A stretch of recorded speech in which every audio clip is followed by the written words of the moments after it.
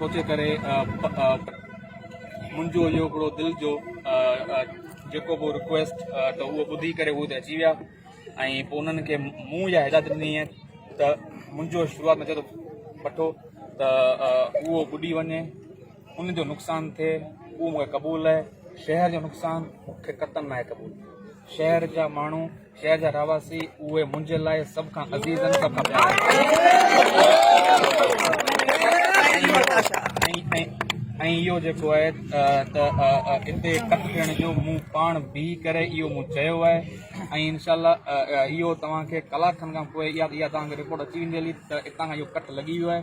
जीअं हितां खां इहो कट लॻी वियो त पोइ इहो पाणी सॼो लही वेंदो हलियो ऐं पोइ अॻिते जेका फोरकास्ट जेका थिए पई जेका फोर्थ फेज़ जी जेका रेनफॉल जी त इहो जी निकाल थी हलियो त पोइ असीं शहर जे पाणी जो असीं बाक़ाइदा उहो ज़रियो रखी सघूं था। तव्हां पंहिंजो भठो बोड़े बाक़ी जेको शहर आहे उनजे लाइ इलाइक़ो ख़ाली कयो, अचानक बरसाति वधी थी वञे त शहर पाणी जे लाइ बंदोबस्तु उनजे करे तव्हां पंहिंजो भठो बोड़ायो थो। आऊं भठो इन करे आऊं ॿुधायां थो छाजे करे जो भठो वरी ठही वेंदो हलियो।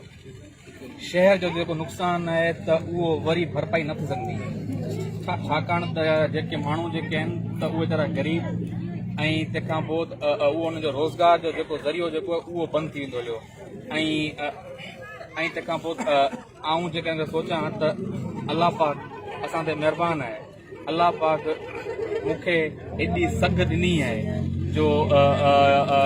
जो इन पठे जे नुक़सान खे आऊं सोचे करे शहर जो नुक़सानु करां, हेतिरी सॼी आबादी जो मुंहिंजो इहो ज़र्फ़ नथो थिए।